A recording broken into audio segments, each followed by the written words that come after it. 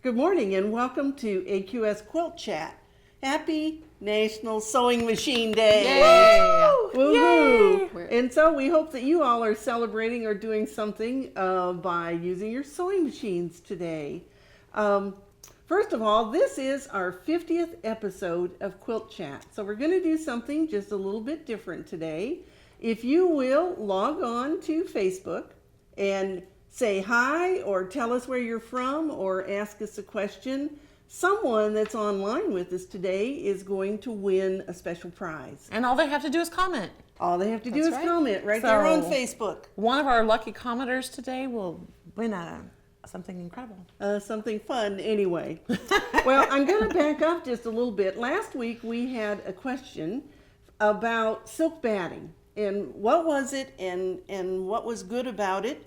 And so I brought a piece of Hobbs silk batting, and one of the things that you'll see is it drapes beautifully. So if you're making clothing, it's perfect. Oh, yes. I always use the silk batting if I'm making a miniature quilt because you want to try to make your stitches yes. smaller than normal if you can. And have you used it for quilting? Oh, I love it. It quilts like butter. Like butter. Like Yes, butter. it does. And you can just tell by You the can way tell. you can manipulate it. Yes. Right. And you know, it's my Yes. very The favorite batting for a alone. baby quilt. Oh, Because yes. in a baby quilt, you don't want to use wool because you don't know if the little one's going to be allergic to it. And you certainly don't ever want to use any poly because it will melt with heat. Right. And so silk is so light and breathable, and it has that sweet little drape, so it's snuggly and cuddly. It's perfect. And you can just bundle them all up. Oh, yes. Can't you? All right. Well, so thanks for that question. We're always happy to try to answer those. Well, with this being National Sewing Machine Day, we have 3 sewing machines here on the table. And so I'm going to just tell you just a little bit about each of these. The first one is a Frister, say that fast 3 times, and Rossmann. And this was a German company who started making machines about 1865. So they were early machine makers. And they started by copying existing American machines that were made by Wheeler and Wilson and Gibbs. But they also had a license to do that.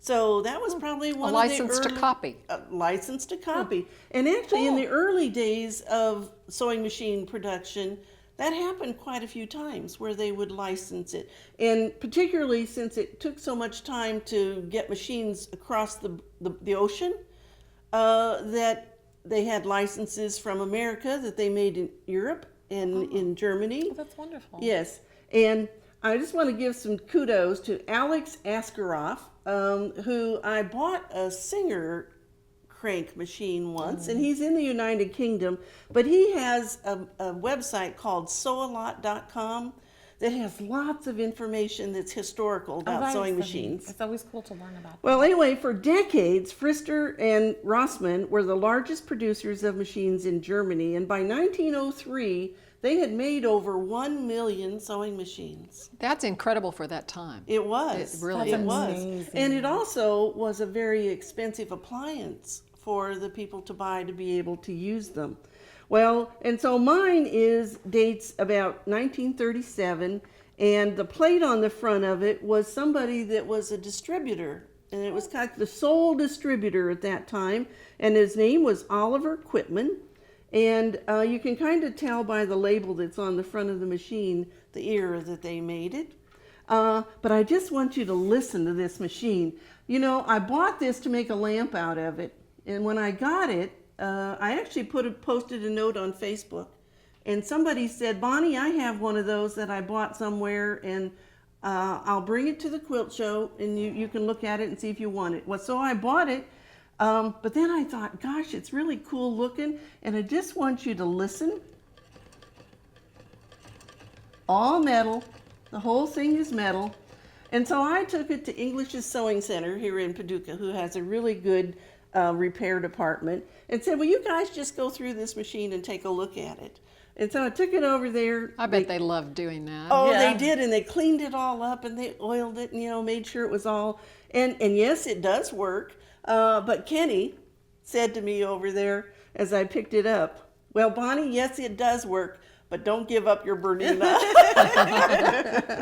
So it is a machine I've played with a little bit, but I have not done anything with it. But I really intend to put a wooden plate underneath it so I can put the apparatus for a shade over the top of it and make it into a lamp. That was my original goal. That will look really nice. Yeah, it'd be fun, wouldn't it? Now think about the different things that you can get on a sewing machine these days compared to, let's see, we have a presser foot lifter and a wheel. Yes. You have not a zigzag, not anything else. And but that was plenty back then.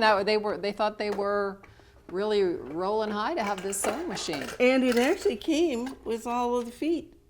Oh, it does have different feet. And the bobbin, look at the bobbin. Oh, it's a shank bobbin. Oh. Yeah. Interesting bobbin too, That is. isn't it? Well, anyway, so it's a fun machine, and it's really just something to talk about. All right, and so then the middle machine is a machine that I got when I was a little girl one year for Christmas. So I don't know, I maybe was, 7 or 8 years old when I got that, and I still have it. And I see I've lost the screw out of the front of it, and today's needles don't fit in it either. So it really is just a keepsake for me, but it too is a handy. What a precious keepsake. Yes, But you know what? that's I can great. tell you that I made live doll clothes on that little thing, and all it does is a chain stitch. Oh, that's That's wonderful. it. That's it. Yes. All right, Betsy. So tell us what's going on with this machine, because I know this is brand new. So this is the Eversewn Sparrow 30, and this is a machine that we just started carrying over at shopaqs.com, and it features 310 different stitches. So it's a little different than the companions on the table with it. It's very modern. It also has the stitch lock, thread cutting, needle threading. I mean, just all Oh, the it even modern has features. needle That's thread. a Oh, needle yes. threader. Great. Yes. Yes. Speed It control. has, yes, all the speed control. It's hard from the back to remember all the things on the front, but there's lots of really great buttons in this region. And of course, you can see it has an extension table on it, which that It always does. makes it handy when we're quilting. The one other thing is it does have the button down here-ish for the stop start so that you don't have to use a foot pedal. So for some people with disabilities, that's really handy. And then with quilting, that's a dream. Now, I had not sewn on this machine until yesterday, but I came back here in the studio and we plugged it in. And I have to tell you, this would be a really cool machine to take to a retreat or to a class where would. you need to take your machine. It's lightweight, wonderful. and it sewed like a dream. It was it was a fun machine to sew on. Yes, it's a lovely machine, absolutely lovely, and it's a great deal when you join AQS. Oh, get you 20% Oh, yes, off. get you 20% off. And Absolutely. That makes it even sweeter. Even sweeter. Well, that it does. All right, now I know we had some more states in on point today. We did, and if we can put those up for the folks to see, we did the 5 quilt blocks, and those were Massachusetts, Maryland, South Carolina, New Hampshire, and Virginia. And so there's 5 more blocks to keep going through our 50 states. And then we also had the mug rugs. And those, Sorry. you're fine. And you just pop right through them. Yeah. And so on each of those, I will mention on your pattern, the state outline is maintained behind each of those items. So there's a little dotted line. So if you just want to do the state outline, and you could put anything you wanted to on your state. Or you could just embroider it or quilt it. You could. And you don't even have to use what I used. I pick things, and I may not live in your state. I probably don't live in your state. You don't You live in Kentucky. Then I do. Someone just handed me some water. Thank you very much. And my apologies for interrupting. No, just please don't die, Ann, okay? Oh, no, not even close. Not even close. Goodness. And then on the 50 state blocks, one of the questions I keep getting is, why did you give us paper piecing patterns? Because they don't think that would be fun. Now, that is very fun. Yes, it is. But in case you would like to deconstruct a paper piecing pattern and not paper piece it, so no, I don't want to paper piece it. You take the paper piecing pattern and you cut it apart. And when you cut it apart, you end up with these fabulous little templates. Now, a lot of times a person will give you a paper piecing pattern, a designer will, because there's really odd measurements. all of our blocks are 12 inches, and if I have to divide it into a 5 grid, the math just got squirrely. And so I will have you paper piece so you're not trying to measure 30 seconds of an inch and get it accurate.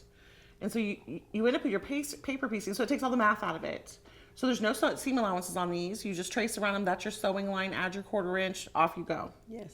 Okay. And then once you get your piece together, go ahead and print an extra copy of the paper pieced pattern to lay your unit on for sizing. Just to be sure. Yes, and that's going to tell you whether you've been successful or not. If you lay it on there and it's not even close, you got to try again.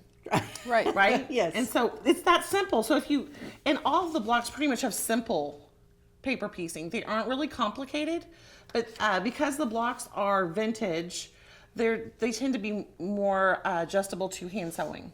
Well, and so we know that those templates all fit together to make the paper pieced foundation. They sure do. So they don't have to worry about if it comes out that particular rectangle is a 32nd of an inch, even after they you don't add need to your worry seam about the Don't need to allowance. worry about that at You all. just add on the 1/4 of an inch for And off your you seam go. allowance and cut it out, and you're set to piece it together. That is right. Yes. And so that's quick and easy. So if you're scared of paper piecing, there's a little trick to get you out of the water with it. That's a great idea.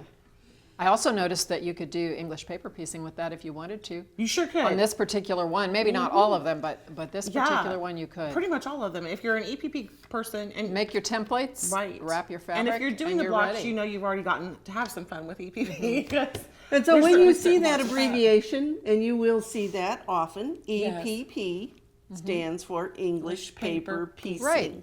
And then if you see foundation paper piecing, that's back to this where you're using the paper like this. Yes. And so that's That's the your foundation. foundation. Yes. Those are the differences. Okay, so that's a great tip for today, Betsy. Hey, did you notice the quilt behind us? Yes. We have a quilt here from Jennifer P. Golden of Sheridan, Wyoming. It is called My Monarch 2018. So I wonder if she has other years of monarchs. I don't know, but boy, that's a big quilt, isn't it? And how pretty that would be on It's a bed. beautiful. And this is a Tula Pink pattern. Tula's pattern is called My Butterfly Quilt, I believe. And it's really an unusual quilt layout and a beautiful butterfly. And well, that would look awesome on a big bed. It would, and I actually like the change with the quilting designs. Isn't that neat? How they've really just created a whole secondary design back Right. behind the butterfly itself. You can see the antenna up there. For the... Yeah, it's growing right out of your head, Yes. I bet, isn't it? Well, not quite today, so thankfully. Okay, and so Tula Pink, we know Tula Pink has some stuff coming up. Right, we have an interview coming up in September, in In the the September magazine? issue of AQ Okay. with Tula. It's a wonderful interview. She's so such a fascinating. nice person and fascinating. Yes. So fascinating. Well, and if you haven't ever seen Tula in person, Tula will be here at the Fall Paducah Quilt Week. oh, And she'll be doing a lecture. And don't wait too long to get your tickets, though, Oh, right. because the seating's going to be limited for that. And she's also doing an evening program for us. And that's going to be over at Walker Hall. So we have more chairs to be able to put more people and be able to get a chance to visit with her. This is her first time teaching for us, and we're really thrilled to have her. Oh, it's so exciting. She's Yeah. so dynamic and so much fun. And Fall Paducah is the perfect place because Fall Paducah is just full of magic. It is a wonderful, wonderful We show. did find that out last year. It's just Oh. special, extra special. That was unique. Well, and so registration is currently open for both the Grand Rapids and Fall Paducah Quilt Week events. So just go to quiltweek.com and click on the show that you want to attend, and you can buy your tickets online and register for whatever you want to register for. And it's going to be a fun time. This will be our second one now here in the fall. yes, it will. And Bonnie, it looks like we have a winner. Uh-oh. Yes. So to celebrate our 50th episode of Quilt AQS Quilt Week, I almost said it again, QuiltChat, and the winner is Callie Young from South Bend, Indiana, and Callie Congratulations, is Callie. going to win an AQS tote bag and next year's calendar. Wonderful. Yay, Callie. Yes, the QuiltArt Engagement Congratulations. Calendar. Congratulations, Thank you for joining Cal. us, and thank you to everyone who's joined us and played along today. Well, and thank you for joining us on National Sewing Machine Day. And we hope we'll see you back here again next week because we'll Yes. be right here. See you then. Bye.